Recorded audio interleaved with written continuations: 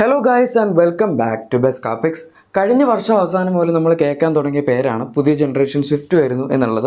ഒരുപക്ഷെ നിങ്ങൾ ഈ ലീഗ് ഡിമേഴ്സ് ഒക്കെ ഫോളോ ചെയ്യുന്ന ഒരാളാണെങ്കിൽ അതിനു മുമ്പ് തന്നെ കേട്ടിട്ടുണ്ടായിരിക്കും. കാരണം സ്വിഫ്റ്റിൻ്റെ ടെസ്റ്റിംഗ് ഒക്കെ ആ സമയത്ത് പുറത്തും ഇവിടെയൊക്കെ ആയിട്ട് നടക്കുന്നുണ്ടായിരുന്നു.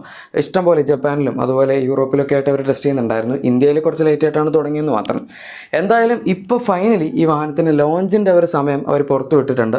എക്സാക്ട് ഡേറ്റ് വന്നിട്ടില്ല, പക്ഷേ മെയ് 2nd വീക്കിൽ അവരൊരു വാഹനം ലോഞ്ച് ചെയ്യും എന്നാണ് പറയുന്നത്. ഞാനൊരു വെബ്സൈറ്റിൽ മെയ് 9 എന്ന് കണ്ടു.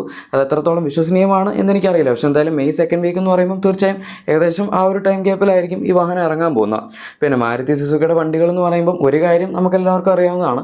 അവർ ഈ വണ്ടി ആദ്യം ചെറുതായിട്ടൊരു ടീസർ കാണിക്കും, അത് കഴിഞ്ഞിട്ട് പിന്നെ കുറച്ച് വണ്ടിയുടെ പുറത്ത് കാണിക്കും, അത് കഴിഞ്ഞ് പിന്നെ പതുക്കെ അകം കാണിക്കും. അങ്ങനെ കാണിച്ചൊരു 3-4 മാസത്തെ ലോഞ്ചിൻ്റെ പ്രൊസീജിയറൊന്നുമില്ല. ജസ്റ്റ് ഒറ്റ മാസം ഒരു ദിവസം എടുത്തിട്ട് ഒരു വണ്ടി കാണിക്കും. അൺവെയിലിങ്, ലോഞ്ച്, റിവീല്, പ്രൈസ്, അങ്ങനത്തെ എല്ലാ സാധനങ്ങളും ഒറ്റ ദിവസമായിരിക്കും തുടങ്ങുന്നത്. അതുകൊണ്ട് മെയ് 2nd വീക്കിൻ്റെ അകത്ത് ഏതെങ്കിലും ഒരു ദിവസം ഈ വണ്ടിയുടെ എല്ലാ ഡീറ്റെയിൽസും നമുക്ക് അറിയാൻ പറ്റും. ഈവൻ പ്രൈസ് ആണെങ്കിലും അതുപോലെ ബുക്കിംഗ് കാര്യങ്ങളൊക്കെ തന്നെ തീർച്ചയായും നിങ്ങൾക്ക് ചെയ്യാൻ പറ്റും. ആൻഡ് ഈ വണ്ടി ഇപ്പോൾ UK-ലും ജപ്പാനിലൊക്കെ അവർ ലോഞ്ച് ചെയ്തിട്ടുണ്ടായിരുന്നു. UK-ലാണ് ഈ അടുത്ത് ഏറ്റവും റീസെൻ്റ് ആയിട്ട് ലോഞ്ച് ചെയ്തത്. ആൻഡ് അവിടെ കുറേ റിവ്യൂസിലൊക്കെ ഈ വാഹനത്തിൻ്റെ നല്ല ഇമേജസ് ഒക്കെ നമുക്ക് കിട്ടിയിട്ടുണ്ടായിരുന്നു. UK സ്പെക്കിൽ വരുന്ന സ്വിഫ്റ്റ് വെച്ച് ഇവിടെ കമ്പയർ ചെയ്യുകയാണെങ്കിൽ അതിന് ഫോഗ് ലാമ്പ് ഇല്ല. ഇവിടെ വരാൻ പോകുന്നതിന് ഫോഗ് ലാമ്പ് ഉണ്ടാവും, പക്ഷേ UK-ലുള്ളതിന് ഫോഗ് ലാമ്പ് ഇല്ല. പിന്നെ ബമ്പറിൻ്റെ ഡിസൈനിലൊക്കെ ചെറിയ വ്യത്യാസമൊക്കെ നമുക്ക് കാണാൻ പറ്റും. പിന്നെ ചിലപ്പം അലോയ് വീൽസിൻ്റെ ഡിസൈൻ മാറ്റാൻ ചാൻസ് ഉണ്ട്. അവിടെ 16 ഇഞ്ചാണ്, ഇവിടെ ഒരു പക്ഷേ 15 ഇഞ്ച് കൊടുത്തേക്കാം. അതൊക്കെ നമുക്ക് ലോഞ്ചിന് ശേഷം തന്നെ പറയാൻ പറ്റുള്ളൂ.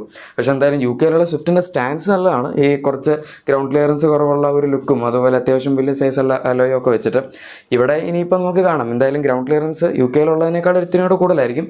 ആൻഡ് ഇപ്പോൾ ഇന്ത്യയിൽ നമുക്ക് ഗ്രൗണ്ട് ക്ലിയറൻസ് മാത്രമല്ല റൈഡ് ക്വാളിറ്റി വേണമല്ലോ. അപ്പോൾ പിന്നെ ടയറിൻ്റെ സൈസ് വരെ ചിലപ്പോൾ കുറച്ച് ചെറുതാക്കുമായിരിക്കും. നമുക്ക് ഇന്ത്യയിൽ ഇപ്പോഴത്തെ സ്വിഫ്റ്റിൽ 15 ഇഞ്ച് അലോയ് വീൽസ് ആണുള്ളത്. ബലേനോയിലൊക്കെ 16 ഇഞ്ച് ഉണ്ട്.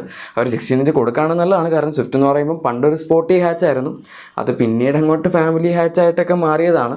ഇപ്പോൾ സ്വിഫ്റ്റിന് പിന്നെ പണ്ടത്തെ ആ ഒരു USP ഇല്ല. കാരണം ഇഷ്ടംപോലെ സെയിൽസ് വോളിയം കിട്ടുന്നുണ്ട്. സെയിൽസിൻ്റെ കാര്യത്തിൽ അവർ തീർച്ചയായും സക്സസ്ഫുൾ ആണ്.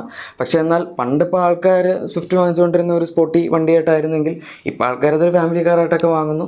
ആൻഡ് ഈവൻ സ്വിഫ്റ്റും അതുപോലെ ബലേനോ ഓൾമോസ്റ്റ് ആ ഒരു പ്രൈസ് പോയിന്റിലുള്ള എല്ലാ വണ്ടികളും കണക്കാണ്. മാരുതി സുസുക്കിയുടെ നല്ല ഫാമിലി കാർസാണ്, കുഴപ്പമൊന്നുമില്ല. പിന്നെ സ്വിഫ്റ്റിൻ്റെ ഹാൻഡ്ലിങ്ങും ബലേനോ വെച്ച് നോക്കുമ്പം ഇത്തിരി കൂടെ ബെറ്റർ ആണെന്ന് പറയാം. എന്തായാലും പുതിയ ജനറേഷൻ സ്വിഫ്റ്റ് വരുമ്പം അതിൻ്റെ ഹാൻഡ്ലിങ് 3rd ജനറേഷനൊക്കെ കുറച്ചുകൂടെ നല്ലതായിരിക്കും.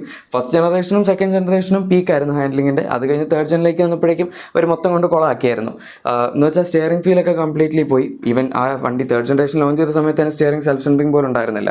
അതൊക്കെ പിന്നെ അവർ ഫേസ് ലിഫ്റ്റിലേക്കാണ് ശരിയാക്കിയത്. എനിവേ അതൊക്കെ പോട്ടെ, നമുക്കിനി ബാക്കി സാധനങ്ങളിലേക്ക് വരാം. ഈ വണ്ടി UK-ൽ കാണിച്ചിരിക്കുന്നതിൽ ഇഷ്ടംപോലെ ഫീച്ചേഴ്സൊക്കെ ഉണ്ട്.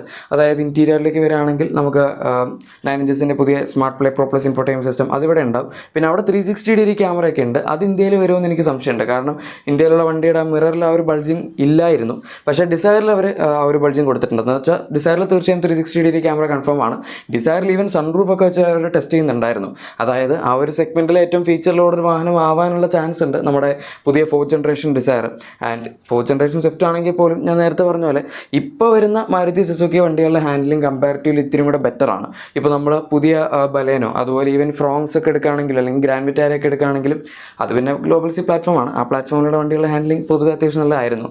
പക്ഷേ ഹാർടെക് പ്ലാറ്റ്ഫോം ആണെങ്കിൽ പോലും ഇപ്പോൾ വരുന്ന വണ്ടികളുടെ ഹാൻഡ്ലിംഗ് വലിയ കുഴപ്പമില്ല. എന്ന് വെച്ചാൽ പണ്ടത്തെ അത്രയും ലൂസായിട്ട് നമുക്ക് തോന്നുന്നില്ല. അപ്പോൾ ആ ഒരു ഇത് വെച്ച് നോക്കുകയാണെങ്കിൽ സ്റ്റിയറിംഗ് ഫീലും അതുപോലെ കോർണറിംഗ് എബിലിറ്റിയും ഒക്കെ ഇതിനെ കുറച്ചുകൂടെ ബെറ്റർ ആവേണ്ട ചാൻസ് ഉണ്ട്. ആൻഡ് സസ്പെൻഷൻ ആണെങ്കിൽ പോലും സ്വിഫ്റ്റിൻ്റെ പണ്ട് ഒരു ഇത്തിരി സ്റ്റിഫായിരുന്നു. 3rd ജനറേഷനായപ്പോൾ ഇത്തിരി സോഫ്റ്റ് ആക്കിയതാണ്. ഇപ്പോഴും ആ ഒരു സോഫ്റ്റ്നെസ് തീർച്ചയായും നമ്മുടെ ഇന്ത്യയിൽ പുതിയ ജനറേഷൻ മോഡലിനുണ്ടാവും. ഏറ്റവും കൂടുതൽ ചർച്ചകൾ നടക്കുന്ന ഈ വാഹനത്തിൻ്റെ എഞ്ചിനെ പറ്റിയാണ്. കാരണം UK-ലും ജപ്പാനിലും ഒക്കെ സുസുക്കി ഒരു വാഹനം ലോഞ്ച് ചെയ്ത സമയത്ത് അവർ പുതിയ ഒരു Z സീരീസ് പെട്രോൾ എഞ്ചിൻ വെച്ചാണ് കൊടുത്തത്. അതായത് Z12E എന്ന് പറയുന്ന ഒരു 1.2 ലിറ്റർ 3 സിലിണ്ടർ പെട്രോൾ എഞ്ചിൻ ആയിരുന്നു അത്. സ്വിഫ്റ്റിൻ്റെ സീരീസിൽ നമുക്ക് 3 സിലിണ്ടർ എഞ്ചിൻസ് ഇതുവരെ കിട്ടിയിട്ടില്ല. എന്ന് വെച്ചാൽ 1 ലിറ്റർ ബൂസ്റ്റർ ജെറ്റ് ഉണ്ട്, അതല്ലാണ്ട് 1.2 തന്നെ 3 സിലിണ്ടർ എഞ്ചിൻസ് ഇതുവരെ വന്നിട്ടില്ല.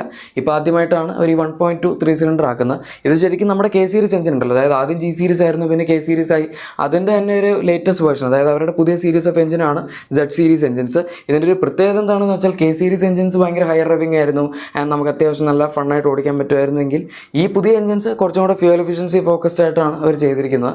ആൻഡ് ഇതിൻ്റെ ഭയങ്കര ടോപ്പ് എൻഡ് ഒന്നും ഉണ്ടാവില്ല. പണ്ടത്തെ ഈ ജാപ്പനീസ് എഞ്ചിൻസ് ഒക്കെ പറയുമ്പോൾ ഭയങ്കര ഫ്രീ റവിംഗ് ആണല്ലോ.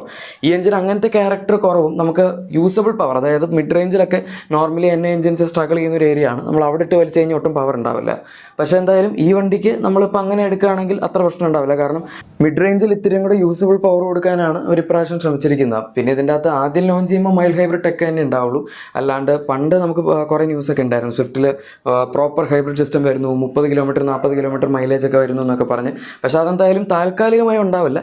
അതിലവർ വർക്ക് ചെയ്യുന്നുണ്ട്. ഫ്രോങ്സിൻ്റെയും അതുപോലെ സ്വിഫ്റ്റ്, പിന്നെ നമ്മുടെ ബലേനോ, ഇതിൻ്റെയൊക്കെ സപ്പോർട്ട് ചെയ്യുന്ന രീതിയിലുള്ള ഒരു സ്മാർട്ട് ഹൈബ്രിഡ് സിസ്റ്റം അല്ലാത്ത ശരിക്കുള്ള ഹൈബ്രിഡ്, അതായത് നമ്മളിപ്പോൾ ഗ്രാൻഡ് വിറ്റാര അതുപോലെ നമ്മുടെ ഇന്നോവ ഹൈക്രോസ് ഇതിലൊക്കെ കാണുന്ന രീതിയിലുള്ള പ്രോപ്പർ അത്യാവശ്യം നല്ല വലിയ സൈസുള്ള ബാറ്ററി ഒക്കെ വെച്ചിട്ടുള്ള ഒരു നല്ല ഹൈബ്രിഡ് സിസ്റ്റം അത് വരും. പക്ഷേ കുറച്ച് ടൈം എടുക്കും. 2027 2028 ആ ഒരു ടൈം ഫ്രെയിമൊക്കെയാണ് അവരിപ്പോൾ പറയുന്നത്. അതായത് ഇനിയും ഇഷ്ടംപോലെ സമയമുണ്ട്. പിന്നെ ഇപ്പോൾ ഈ പുതിയ മോഡൽ വരുന്നു എന്ന് പറഞ്ഞാലും ഇത് ജനറേഷൻ അപ്ഡേറ്റ് ആണെങ്കിലും ഇതിൻ്റെ ബാക്കി സാധനങ്ങളൊക്കെ സെയിം ആണ്. അതായത് നമ്മുടെ പ്ലാറ്റ്ഫോം ആയിക്കോട്ടെ അതൊക്കെ സെയിം ഹാർടെക് പ്ലാറ്റ്ഫോമിൽ തന്നെയാണ് ഇപ്പോഴും വരുന്നത്. അതുകൊണ്ട് തന്നെ അവർ നമ്മുടെ ഡിസൈനൊക്കെ നോക്കുകയാണെങ്കിലും second gen to third gen വന്നൊരു ഭയങ്കര വലിയ ട്രാൻസിഷൻ ഉണ്ടായിരുന്നല്ലോ. അത് ആ സമയത്ത് പ്ലാറ്റ്ഫോം ഒക്കെ മാറിയായിരുന്നു. അത്രയും വലിയൊരു ഡിസൈൻ ചേഞ്ച് ഒന്നുമില്ല. ഓൾമോസ്റ്റ് ഒരു എവല്യൂഷണറി ടൈപ്പ് ഓഫ് ഡിസൈൻ എന്ന് തന്നെ പറയാം. പിന്നെ ഡാഷ്ബോർഡ് ഡിസൈൻ അത് അവർ മൊത്തത്തിൽ മാറ്റിയിട്ടുണ്ട്. പഴയ സ്വിഫ്റ്റിൻ്റെ അതുമായിട്ടുള്ള ഒരു ബന്ധവും ഈ ഒരു വാഹനത്തിൽ പുലർത്തിയിട്ടില്ല എന്ന് പറയാം. അത് നന്നായി. കാരണം പഴയ സ്വിഫ്റ്റിൻ്റെ ഡാഷ്ബോർഡിൽ ഇത്തിരി പഴഞ്ചനായി വന്നുകൊണ്ടിരിക്കുകയായിരുന്നു. പക്ഷേ എന്തായാലും ഈ ഒരു മോഡലിൽ അവരിപ്പോൾ അത് ഇമ്പ്രൂവ് ചെയ്തിട്ടുണ്ട്. എനിക്ക് ആപ്പാടെ കുറച്ച് ഓഫായിട്ട് തോന്നിയ അതിൻ്റെ ആ ടച്ച് സ്ക്രീനിൻ്റെ വലിയ ബെസലാണ്. അത് ഇൻഫോടൈം സിസ്റ്റം 9 ഇഞ്ചാണ്, സൈസ് കുഴപ്പമില്ല. പക്ഷേ അതവർ കുറച്ച് വലുതായിട്ട് കാണിക്കാനായിട്ട് എൻ്റെ ലെഫ്റ്റിലും റൈറ്റിലും ഭയങ്കര വലിയ ബെസലാണ് കൊടുത്തിരിക്കുന്നത്. അത് ശരിക്കും അത്രയും കൊടുക്കാണ്ട് പ്രോപ്പറായിട്ടുള്ളൊരു ഫ്രെയിം അതിന് കൊടുത്തിരുന്നെങ്കിൽ നമുക്ക് ഇത്തിരി കൂടെ നല്ല വിസിബിലിറ്റിയും കിട്ടിയാണ്. ഇതിപ്പോൾ നമ്മുടെ ഡ്രൈവറിൻ്റെ വിസിബിലിറ്റിയും കൂടെ ആ താഴത്തെ പോർഷനിൽ എടുത്ത് കളയാണ് ചെയ്യുന്നത്. പിന്നെ ബാക്കി ഓട്ടോ എസിൻ്റെ കൺട്രോൾസൊക്കെ നമുക്ക് ബലേനോയിലൊക്കെ ഉള്ള പോലെ അപ്പ് ആൻഡ് ഡൗൺ ടോഗിൾസ് വന്നിട്ടുണ്ട്. ഇൻസ്ട്രുമെന്റ് ക്ലസ്റ്റർ സെയിം ആണ്. പിന്നെ ഫ്ലാറ്റ് ബോട്ടം സ്റ്റിയറിംഗ് വീൽ ഇപ്പോഴത്തെ സ്വിഫ്റ്റിലുള്ള സെയിം സ്റ്റിയറിംഗ് വീൽ തന്നെയാണ്. സീറ്റ്സിൻ്റെ ഡിസൈൻ ആണെങ്കിലും അതൊക്കെ ഓൾമോസ്റ്റ് സിമിലർ ആണ്. അതായത് നമുക്ക് ബലേനോയിൽ വന്ന പോലത്തെ ഒരു സീറ്റ്സ് ആണ് ഇനിയിപ്പോൾ പുതിയ സ്വിഫ്റ്റിൽ വരാൻ പോകുന്നത്. നല്ല കംഫർട്ടബിൾ സീറ്റ്സ് ആണത്. പിന്നെ എഞ്ചിൻ്റെ കാര്യത്തിൽ ഞാൻ നേരത്തെ പറഞ്ഞ പോലെ തന്നെ അതിന് മിഡ് റേഞ്ച് ആണല്ലോ അവരിപ്പോൾ ഫോക്കസ് ചെയ്യുന്നത്. അങ്ങനെയൊക്കെ പറയുന്നത് കൊണ്ട് എൻ്റെ പവറും കുറച്ച് കുറഞ്ഞിട്ടുണ്ട്. നമുക്കിപ്പോൾ ലാസ്റ്റ് വന്ന 1.4 സിലിണ്ടറിൽ ഡ്യുവൽ ജെറ്റ് എഞ്ചിനൊക്കെ വെച്ച് വന്നതിൽ 89 PS അടുത്ത് പവർ ഉണ്ടായിരുന്നു. 113 Nm ടോർക്കും ഉണ്ടായിരുന്നു. പക്ഷേ പുതിയ വണ്ടിയിൽ അത്രയും പവറില്ല. അവർ ഇത്തിരി പവർ കുറച്ചു, 82 bhp ആക്കി. പിന്നെ അതേ പണ്ടത്തെ സ്വിഫ്റ്റിന് ഏകദേശം 83 bhp അടുത്തായിരുന്നു ഉണ്ടായിരുന്നത്. അത് കഴിഞ്ഞ് പിന്നെ ഇപ്പോൾ ടോർക്ക് നോക്കുകയാണെങ്കിൽ അതും കുറഞ്ഞു. 108 Nm അടുത്താണ് ടോർക്കുള്ളത്. 5 Nm അടുത്ത് ടോർക്കും കുറഞ്ഞു എന്ന് നമുക്ക് പറയാം. പിന്നെ എത്രയൊക്കെ പുതിയ ജനറേഷൻ വരുന്നു അല്ലെങ്കിൽ വരും എന്നൊക്കെ പറഞ്ഞാലും ഈ വാഹനത്തിൻ്റെ സെയിൽസിൽ യാതൊരു വ്യത്യാസവും വന്നിട്ടില്ല. കഴിഞ്ഞ ഒരു 3-4 മാസത്തെ കണക്കെടുത്ത് നോക്കുകയാണെങ്കിൽ തന്നെ നമുക്ക് മനസ്സിലാവും.